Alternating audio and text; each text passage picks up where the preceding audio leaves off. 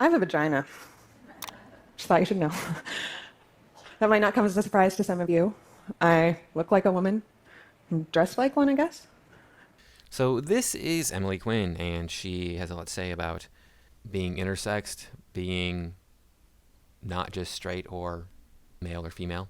And we're gonna take a look at this because it gets kind of just offensive to everybody, basically. Please remember to like, comment, share, subscribe. Make sure that you're still subscribed. Watch the video to the very end because that does help the algorithm. And check me out on Twitter and Rumble. I do put videos up on those two platforms. And I do appreciate everybody stopping by to support my work. There will be more platforms that host my work in the future if I continue to get support. So let's dive into this TED Talk and see what it's all about. The thing is, I also have balls. And it does take a lot of nerve to come up here and talk to you about my genitalia. Just a little. But I'm not talking about bravery or courage. I mean, literally. I have balls. Right here. Right where a lot of you have ovaries. All right, so she's about to talk about how she's a hermaphrodite. And YouTube flagged this section of my video for copyright. The rest of the TED Talk was fine, but this particular section where she explains what she is, that's the problem. So I'll explain it for you. She has no uterus, but she has a taco. She has male chromosomes. That's it. Those are the only differences. Really, they're really important. So she can't absorb testosterone or use testosterone. So she's all estrogen. That makes her female, in my opinion. And then she goes on to say, we put everybody into boxes, and for good reason. These things come in really handy for the medical profession. It comes in really handy just for average everyday life, and you're not going to change that. She desperately wants to change this, so let's take a look. Our baby's even born, we ask whether it's a boy or a girl, as if it actually matters. As if you're going to be less excited about having a baby if it doesn't have the genitals you wanted. As if what's between somebody's legs tells you anything about that person. Tells me a lot. Tells me a lot about that person, typically. You present as female in every single way, except you can't have babies. Till modern progressivism, wokeness, as we call it, women could be expected to act in this very specific ways. And that's changed some, but it's still women and men act like women or act like men, depending on what they are. There's very little variation from that norm. And now we're seeing things change for a variety of reasons, but still men and women act the way they act because they're men and women. Are they kind, generous, funny, smart? Who do they want Well, we all know that women are not funny. I mean, you don't even have to ask that one, right? to be when they grow up? Genitals don't actually Well, women should focus on being homemakers when they grow up. tell you anything, yet we define ourselves by them. In this society, we love putting people into boxes and labeling each other. It gives us a sense of belonging and teaches us kind of how to interact with one another. No, it just makes it easy to understand where everybody is on this spectrum. If you're a woman, you could be expected to have children and be a mother, ideally. And you should do that with a husband who can bring home the bacon while you take care of the children. That's the ideal. Men can raise children. It's not impossible by any stretch, but somebody has to do it between a man and a woman. And typically, a woman is better at raising children than men are, at least little children. When they get a little bit older, probably want the man stepping in and raising the boys, but the women are still going to be raising the girls because girls are girls. We've just bastardized this whole family situation and said, hey, look, doesn't matter. You can just do whatever you want to do. It's fine. You want to hang upside down from trees for a job? Yeah, well, find somebody to pay for that. Go ahead. It's like, yeah, that's not really a good use of our human energy. But there's one really big problem, and biological sex is not black or white. Pretty much is. And now she's going to go in to talk about how common it is to be intersexed. It's on a spectrum. Besides your genitalia, you also have your chromosomes, your gonads, like ovaries or testicles. You have your internal sex organs, your hormone production. What about your external sex organs? I mean, men have those. Ever think about those? No, of course you didn't, because you're actually a woman. You only think about women. Your hormone response, and your secondary sex characteristics like breast development, body hair, etc. Those 7 areas. You're right. You know what? Men and women develop body hair differently. Oh, no, wait. No. Only difference is men grow hair on their chest and women do not. I don't know what else to tell you other than that. I mean, we don't consider facial hair body hair. And some women grow facial hair. Have you seen those women who have a little mustache? areas of biological sex all have so much variation, yet we only get two options. So what she's saying here is there's variation between the genders. Therefore, we should have more. We should have more genders, more different types of people, because it's very, very confusing saying that look at me, I'm different. I'm female in every way except my internal organs are different. Yeah, that doesn't really matter in this case. Male or female, which is kind of absurd to me because I can't think of a single other human trait that there's only two options for. Skin color, hair, height, eyes.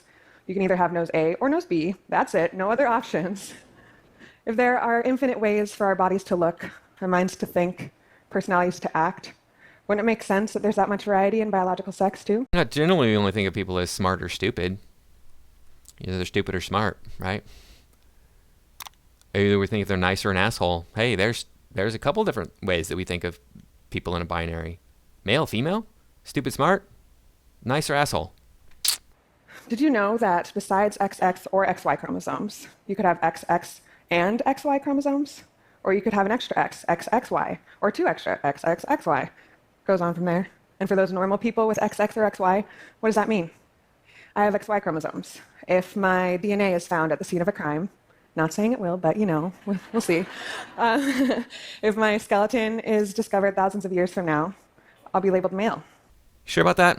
Because I always thought it was the shape of the pelvis that was kind of the main indicator. There's other things too. The shape of the rib cage can be different. The shape of the arms can be different. The shape of the jaw.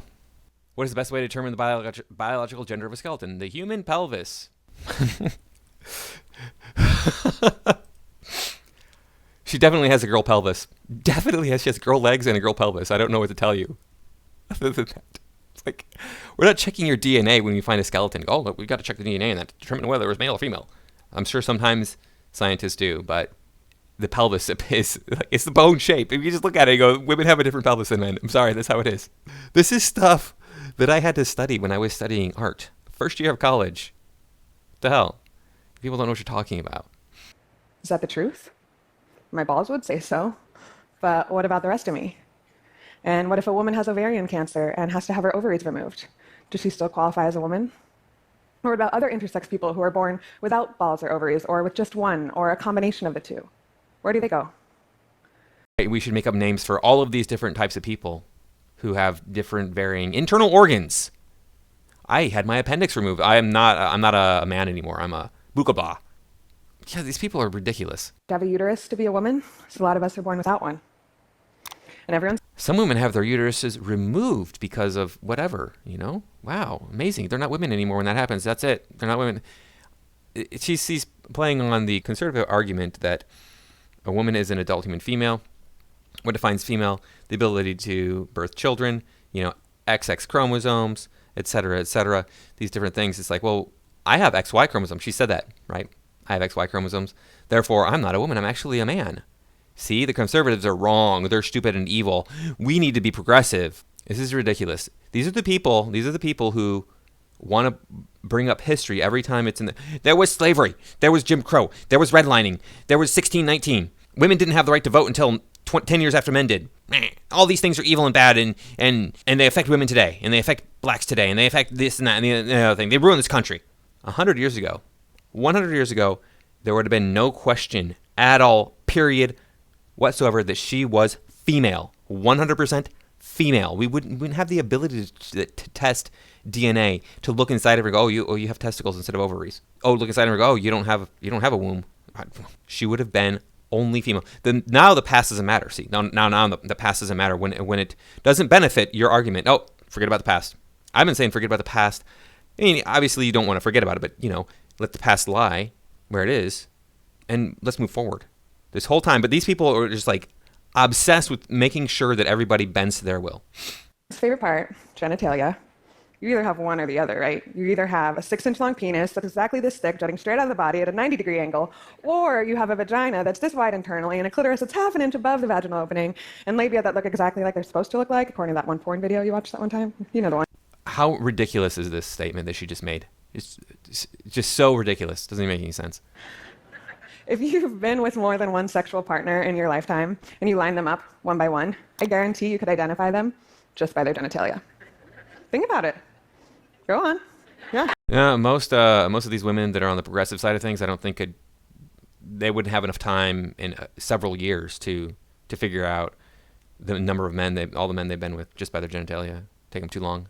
Oh, yeah, I see you. No judging. Just notice. All different, right? The sex and gender binary are both so ingrained in our society that we never stop to think about it. We just automatically place each other into one box or the other. Yeah, it's our society that does that. It's not biology. It's society. Not only that, I mean, like I said just a moment ago, historically, she would have been considered a woman, period, hands down, no question. Look at her. She is externally 100% female. She was born externally 100% female. What are you going to do with that? I think, well, she's a woman who can't have kids. Don't know what to tell you. As if it actually matters until somebody comes along to make you question it. And if you're thinking that I'm the exception, an anomaly, an outlier, intersex people represent around 2% of the population. That's the same percentage as genetic redheads. Yeah, it's 1.7% is intersex and 2% is redheads. Now, I don't see very many redheads in my life, so I don't know what to tell you about that. Maybe that statistic is wrong. The most people I see is when I go to the gym, and on a slow day, the gym might have 20 people there, but those people trade out over the hour or two that I'm in the gym, so I'll probably see like 60 people. On a busy day, I'm seeing well over 100 people. I'm probably seeing 200 people. Busy day at the gym. And I might see, if I'm lucky, one redhead. Now, that's anecdotal, so I can't really say anything other than that. The statistics show, hey, there's 2% of the population is redhead. I'm just saying, I don't see redheads very often. 2% of the population, 1.7% of the population. And we have not tested every single person in the entire world to determine actually what the percentages are. Maybe these tests are inaccurate. Maybe these tests are coming from an area of the world where they just don't happen to have a lot of people who are intersex. I don't know. So maybe that number is way high. Maybe it's like 1.1%. It's still, a decent number of people, but it's not like this is something we need to worry about changing, adding a whole bunch of different genders, adding a whole bunch of different pronouns to the language, just because there's a few people who internally are different than we would like them to be, or than would be normal. It's ridiculous. It's about 150 million people, roughly, which is more than the entire population of Russia. So there's a lot of us, needless to say. We're not new, we're rare. And what determines intersex? That's another thing that she's not bringing up. I mean, like in her case, she is female in every way except she doesn't have a uterus and she has testicles. Okay. Yeah, your DNA is XY instead of XX. Okay, but I mean, for all intents and purposes, you are female except you can't have children. So are there people who are intersex who have just a tiny little variation? So, oh yeah, sorry, you're intersex, but I mean, nobody would even know until we got these modern medical tests that say, oh yeah, you're just slightly different. So you're intersex, whatever. You present as male in every single way except for when we look at you under a microscope, you have this one variation that's different. Oh, okay. Every other way I'm male. Yep, you're fine. You're male. You function exactly like a male, but you count as intersexed. Oh, goody for me. I'm sure there are people like that. I don't know enough about intersex. Maybe if you are a person who's an expert in intersex, you can come down into the comments and tell me if I'm right or wrong. We're just invisible. We've existed throughout every culture in history, yet we never talk about it. In fact, a lot of people might not know that they're intersex. Have you had a karyotype test? Ta-da! There you go. My point exactly. How many are chromosomes? What about a full blood panel for all of your hormone levels? A friend of mine found out last year in his 50s. The executive director of Interact, which is the leading organization for intersex human rights here in the US, she found out she was intersex at age 41. Intersex people have all the same rights as that I do. That's just how it is. She's pushing for these rights. The impression that I get, I've seen her in other stuff, is she pushes for these rights because she has been seen as a medical curiosity by a lot of doctors that she's gone to. And so she feels now that she has been violated because the doctors want to examine her out of curiosity instead of out of any real reason to understand her medically. And so she feels like that's a violation of her rights. Okay, well, if a doctor is performing an unnecessary exam, yes, that would be the violation of the rights of any human being. not just an intersex human being, okay? Her doctors found out when she was 15, but they didn't tell her. They lied and said that she had cancer because that seemed like an easier option than finding out she wasn't fully a woman. This kind of thing happens a lot, where intersex people are lied to or kept in the dark about our bodies, which comes as a surprise to a lot of people, but we live in a society that doesn't talk about sex or bodies at all, unless it's to mock or shame each other. I found out I was intersex at age 10, and for the most part, I was fine with that information. It didn't really faze me. I was still developing my understanding. My doctors told me that I have XY chromosomes and that my body can't process testosterone. If you need a second to take that in, imagine what it would feel like to learn that about yourself at age 10. It was a lot, and it didn't end there. At age 12, we learned about bodies in health class, and my teacher told us that girls had XX chromosomes and boys had XY. I knew I was XY, so that day I came home crying, and I yelled at my mom because she had never told me I was a boy. It made me feel like I couldn't trust people for the information about my body. You be the judge of which one is true. Of the world. And it wasn't until I got older and realized that I didn't fit society's expectations of me, that I didn't belong, that I was abnormal. And that's when the shame started. In what way do you not fit society's expectations of you? Please tell me. Because as far as I can tell, the way that you do not fit society's expectations of you is you have tattoos and you're a woman. That's it. And you like to shoot your mouth off and think you're right all the time. But otherwise, I don't see any violation of what society expects from you. How many times have you seen kids play with the wrong toys for their gender? Or try on the wrong clothes? All the time, right? Kids don't have these ideas about gender norm. They don't have shame about who they're supposed to be or what they're supposed to like or love. They don't care about any of this stuff. They don't have shame until we put it on them. No. Sometimes people are ashamed of playing with toys intended for the opposite gender, or sometimes they just grow out of that phase of their life. Just like you grow out of the phase of your life where you want to do anything that you might be interested in. I used to do a lot of martial arts. I would like to do martial arts still, but I just can't really practically do it. Time constraints and health issues that I need to be concerned about. So these are things that just change in life. And sometimes you just change your mind about stuff. Sometimes you just develop new interests. I also had doctors lie to me. At age 10, they told me that I would also get cancer unless I removed my balls. Then they proceeded to tell me that every year until today. There's still doctors who want me to remove them. But there's literally no reason. If a typical XY male, like yourself, has testicles and one is undescended, I like how she just assumes that man in the audience is a typical XY male. There's a high chance of it becoming cancerous, or a higher chance of it becoming cancerous. They need to be thermoregulated, so they drop down away from the body to cool off, or they shrink back up to get warm. Mine don't need to do that. They're not responding to testosterone. They're not producing sperm. They're fine right here inside my body. Yet, because there's such a lack of information about intersex people, my doctors never understood the difference. They never really understood my body. As I got older, I had another doctor tell me that I needed to have surgery on my vagina. She said that until I had an operation, until she operated, I would not be able to have normal sex with my husband one day, her words. I didn't end up going through with the operation, and I'm incredibly grateful for that. You actually wouldn't be able to tell the difference between me and another person unless I told you. You wouldn't be able to tell that I was intersex unless I told you. Got to make a big deal out of it, though, don't you? Now, I understand that she's had a traumatic past regarding her intersex, I don't know what to say other than condition. And so she felt like she was the only person in the world, and she just wants to make this like more normal and not feel like, it needs to be something to stigmatize in any way by anyone, period. We've all had traumatic childhoods. Be thankful that yours did not involve violence.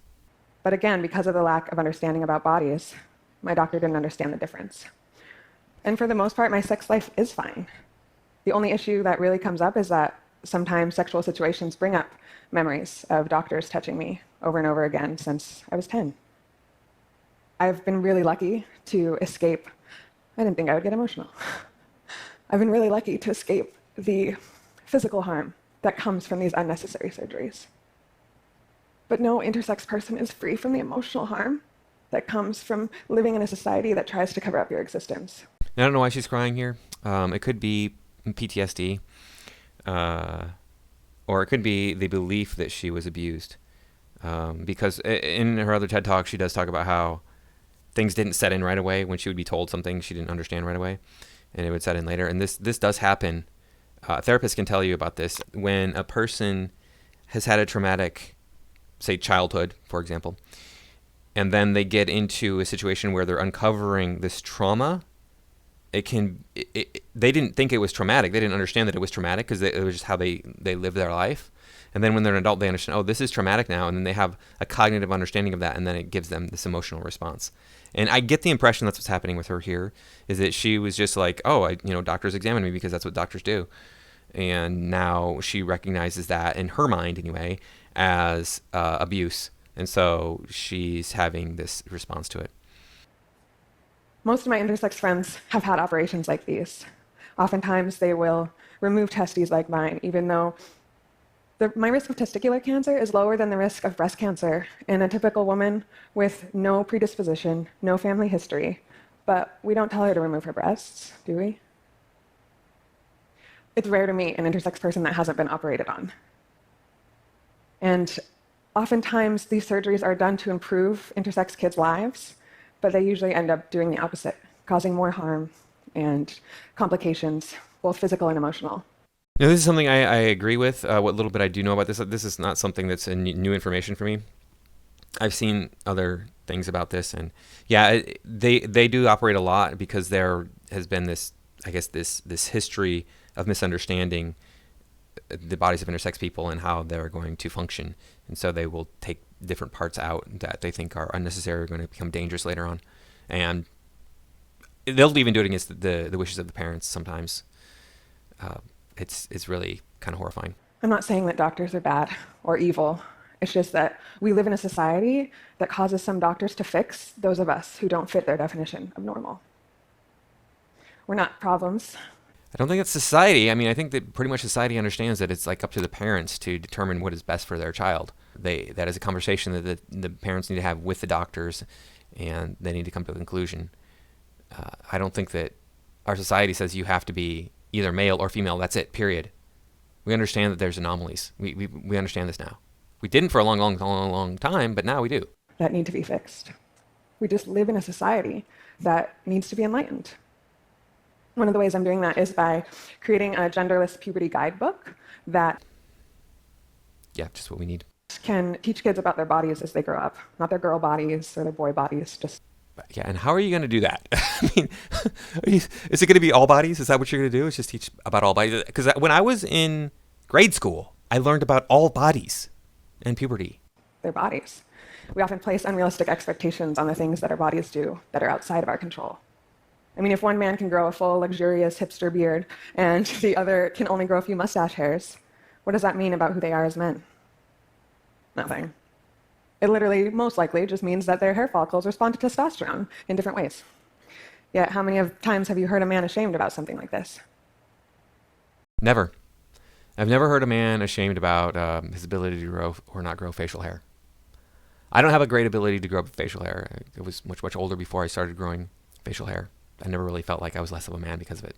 Imagine a world where we could live in a society that teaches us not to have shame about the things that our bodies do or do not do. You're fighting biology. Good luck. I want to change the way that we think about biological sex in this society, which is a lot to ask for. You could say it's ballsy, I guess. But eventually we accepted the world is round, right? We always assumed the world was at least dome-shaped, if not completely spherical. We no longer diagnose gay people with mental disorders or women with hysteria. Maybe we should. We don't think epilepsy is caused by the devil anymore, so that's cool. We constantly change and evolve the more we understand as a society. And biological sex is on a spectrum. It's not... So what are you saying, that men who can't grow facial hair are not men? Or are some other category? That's what it sounds like she's saying to me. Is that what it sounds like she's saying to you? Let me know in the comments.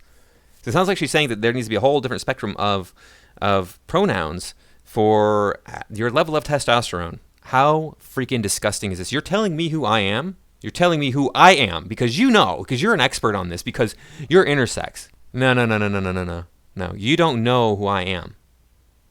Okay? If you were a medical professional, then I could maybe take your opinion, but you're not. Not black or white. Not only could that knowledge save intersex kids from physical and emotional harm, I think it would help everyone else, too. Who here has ever felt inadequate or ashamed because you weren't girly enough? You were too girly. You weren't manly enough or too manly. We constantly shame people for not fitting into a box, but the reality is I think we shame others because it prevents them from seeing that we don't fit inside our boxes either. Yeah, again, like I said, she wants to define masculinity by some arbitrary stuff. You're not considered masculine in this one way, therefore, you're this kind of man. But no, that's not how we define male and female. You are female. I don't care what your chromosomes say. You're female. You happen to have male chromosomes. That doesn't make you any less female. That's just how it is. Okay? These terms, if you plopped her down next to me to some African tribes people who didn't know anything about modern medicine or science, they would be like, yeah, she's a girl, and yeah, he's a boy. It goes beyond just like the actual internal structures that you have. And the truth is that nobody actually fits in a box because they don't exist.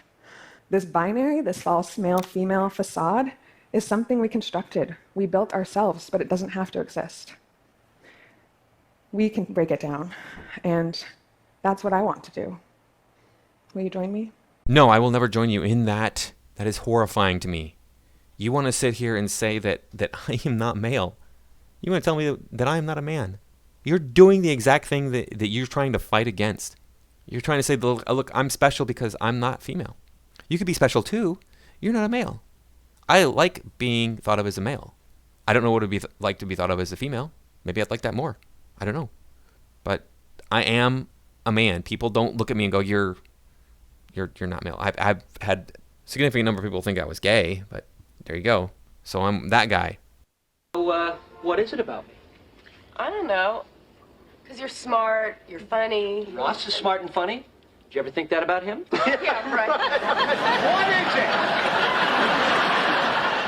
Okay, I don't know. You have a quality. Yes. Right? Yeah, Oh, a quality. Good, because I was worried you guys were going to be vague about this. But that hasn't happened to me so much since I moved to California. It's interesting. I think it's just because there is like an open gay community here in California, and as it's accepted more across the country, I think that it'll happen less if I were to live somewhere else. This is so backwards in her thinking. She's so convoluted and just twisted and right, and it just doesn't know what right and wrong is. And no, you're female, Emily. I am male. That's how it is, whether I have low testosterone or not. And I've had low testosterone most of my life. That doesn't make me any less male. Okay? And if it does make me less than full male, I'm still male. And how do you determine what is full male? It like you said, it exists on the spectrum. And if it does exist on that spectrum, then you have to accept that, hey, look, there's a whole bunch of men here who live on this spectrum. They're men. There's a whole bunch of women here who live on this spectrum. They're women. And get on with your life, because you're never going to be able to parse out every individual's quirks and differences in their anatomy, etc. And then go, okay, well, yeah, you're this kind of female, you're this kind of male, you're this other thing over here, you're this thing, you're this thing. You're never going to be able to do that. Anyway, this is such a giant cluster that she's talking about here that it'll never happen. And she needs to shut her hole and get out of the public eye. Thank you for watching. Please remember to like, comment, share, subscribe, and I will see you in the next video.